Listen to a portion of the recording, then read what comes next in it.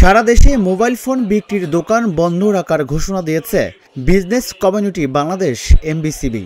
বুধবার ঢাকা রিপোর্টার্স ইউনিটিতে আয়োজিত সংবাদ সম্মেলনে সংগঠনটি এই ঘোষণা দেয়।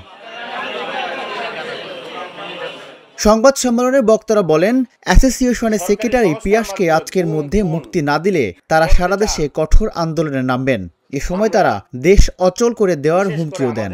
আমাদেরকে ব্যবসা করতে দেন, আমরা ব্যবসা করে খাই, আমাদেরকে বেকার বানাবেন না, আমাদেরকে রাস্তায় নামাবেন না, আমাদেরকে কোনো খারাপ কাজে আপনারা সহযোগিতা করবেন না। এটাই বাংলাদেশ সরকারের কাছে এবং বিভিন্ন সংস্থার কাছে যারা এই সিস্টেমের জড়িত, সর্বোপরি বাংলাদেশের চিফ অ্যাডভাইজার, আমরা যাকে সম্মানের চোখে দেখি, আমরা তার কাছে সবিনয় অনুরোধ করব, এই সিস্টেম বন্ধ করে আমাদেরকে আলোচনার টেবিলে এনে আমাদের প্রস্তাবনাগুলোকে সহনীয়ভাবে নিয়ে উভয়ের কনসার্নগুলো নিয়ে আপনারা একটি সঠিক সিদ্ধান্তে যাবেন, এটাই আমরা আশা করি। সুমাসটেকের প্রধান নির্বাহী আবু সাইদ পিয়াসকে গোয়েন্দা পুলিশ তুলে নেওয়ার প্রতিবাদে দেশজুড়ে সব মোবাইল ফোন দোকান বন্ধ থাকবে।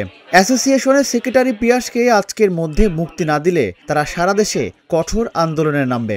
আমি এই সিন্ডিকেটকে বলতে চাই, আমাদেরকে 60 থেকে 70% ব্যবসায়ীদেরকে দূরে রেখে 30% ব্যবসায়ী সিন্ডিকেট করে বাংলাদেশের জনগণকে নিষ্পেষিত করবেন, এটা আমরা হতে দেব না।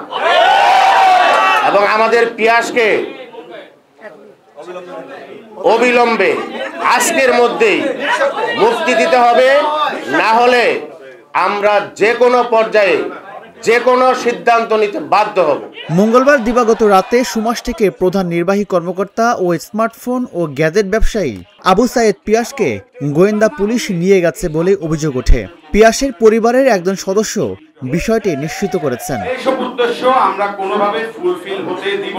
আবু সাইদ পিয়াসের স্ত্রী সুমাইয়া চৌধুরী দাবি করেন, মঙ্গলবার রাত ৩টার দিকে মিরপুর ১ এলাকার বাসা থেকে তার স্বামীকে তুলে নিয়ে যায় গোয়েন্দা পুলিশ।